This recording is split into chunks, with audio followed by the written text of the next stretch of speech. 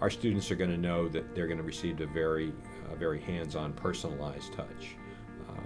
How they do, not just the 4 years they're with us, but the rest of their careers is very important. So we're going to develop relationships with them that will be sustainable over the lifetime. We're also going to they're going to understand that we're interested in preparing them not just to do well in medical school, but for the rest of the career. In addition to the knowledge that we're going to hope to impart to them, we're going to teach them how to be lifelong students. Medicine changes. It doesn't end after your 4 years of medical school or after your residency. So we're going to help give them the kinds of things that will allow them to continue to remain prepared and well-armed. One of the very important things that we're going to have them understand is not just about disease, but about the social context in which people get sick. So what does it mean to have problems with access to care? What does it mean to not have insurance? What does it mean to not be able to understand your prescription? All of those things are the kinds of things that we're going to be doing. We want to train the kind of physician that each of us would want to have care for us and for our family.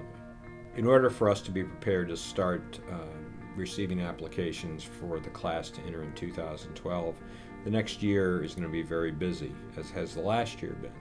So our tasks over this year are to receive accreditation in order for us to have permission to enroll our first class, and that's well underway.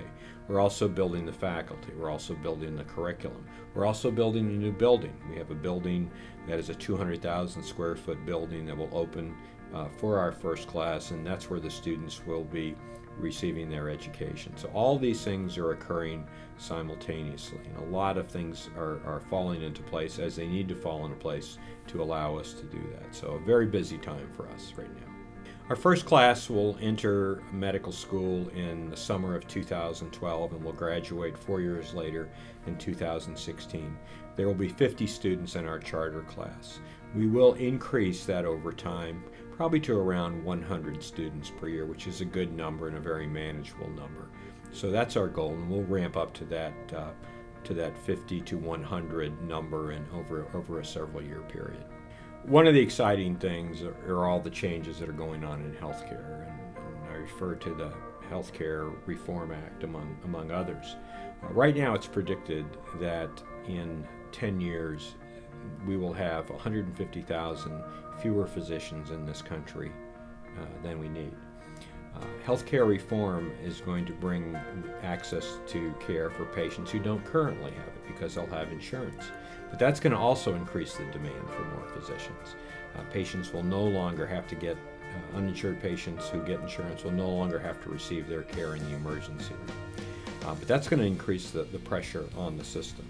And physicians are working pretty hard right now, and so we need additional physicians. So we want to train our physicians to be prepared for that influx of patients that's going to occur.